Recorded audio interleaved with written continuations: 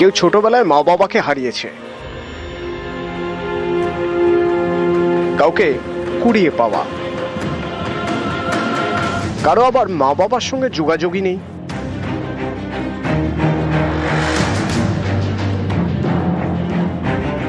সকলেরই ঠিকানা অনাথ আশ্রম। তাদের মধ্যে অনেকেই সদ্য 18 ভোটার তালিকায় নাম তুলবেন, কিন্তু কিভাবে? এ নিয়েই বাড়ছে চিন্তা, কারণ পশ্চিমবঙ্গে স্পেশাল ইন্টেন্সিভ রিভিশন চালু করেছে নির্বাচন কমিশন। এর আগে শেষবার এসআইআর হয়েছিল 2002 সালে। সেই তালিকায় নিজের নাম থাকলে অথবা মা বাবার মধ্যে কারো নাম থাকলেই হবে, তাহলে আর কোনো নথির প্রয়োজন নেই।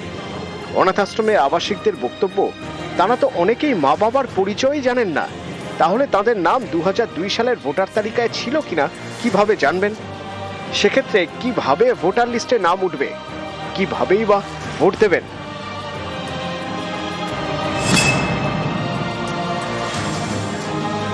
আমি ছোটবেলা থেকেই রিফিউজিই মানুষ হয়েছি।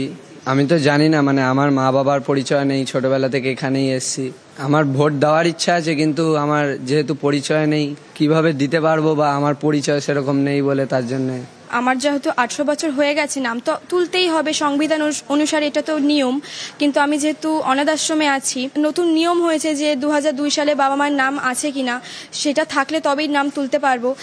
সেইটার বিষয়ে তো আমার সঠিকভাবে জানা নেই, তাই এটা তো অবশ্যই আমার জন্য একটু চিন্তার বিষয় যে নাম উঠবে কিনা আমার। কেউ থাকেন অনাথ আশ্রমে, কেউ থাকেন রেড লাইট এলাকায়, কারো আবার কেয়ার অফ ফুটপাথ, কেউ হয়তো ভবঘুরে, ঠিকানা বলতে নাইট শেল্টার। প্রত্যেকের মনেই প্রশ্ন, এসআইআরে কি হবে? তাদের নাম কি ভোটার লিস্টে উঠবে, নাকি ভোট দিতে পারবেন না? এরকম আরও অনেক বাচ্চা আছে, তাদের পরিচয় নেই, তাদেরকে পুলিশ বা কোনো জায়গা থেকে এখানে অ্যাডমিশন করিয়ে দিয়ে গেছেন, নামটাও আমরা দিয়েছি এখান থেকে। তাদের বাবা মা কোনো পরিচয় নেই আমাদের কাছে। না, যা নিয়ম করেছে এসআইআর, সেখানে তো এদের কোনো পরিচিতি নেই, তো এদের ক্ষেত্রে কি হবে? হ্যাঁ, ওদের তো কিছুই নেই, মা বাবারই নাম দেওয়া নেই কিছু, ওদেরই নাম আমরা দিয়েছি, ওদেরই ঠিকানা আমরা দিয়েছি, তা এদের ব্যাকগ্রাউন্ড কোনো রেকর্ডই নেই আমাদের কাছে।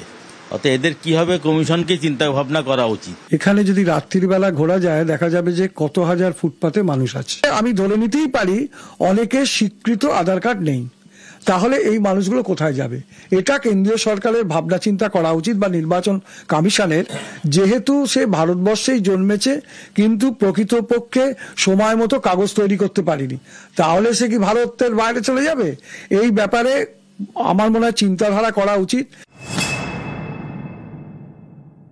জনগণের যে একটা ক্ষোভের জায়গা, জনগণের যে একটা দুশ্চিন্তা, তাদের কপালে যে ভাঁজ পড়েছে, সেইটা নিয়ে কিন্তু তৃণমূল কংগ্রেস দৃষ্টি আকর্ষণ করছে। কিসের হারার ভয়? যে আপনি এখানে বাংলাদেশি বলছেন, বিহারেও বললেন, কিন্তু ভূগোলটা দেখে দেখা যাচ্ছে যে বাংলাদেশ না হয় আমাদের সঙ্গে বর্ডার আছে, কিন্তু বাংলাদেশ অন্যান্য রাজ্যের সঙ্গে নর্থ ইস্টে, উত্তর পূর্ব ভারতে আছে, সেইখানে কিন্তু এসআইআর হচ্ছে না।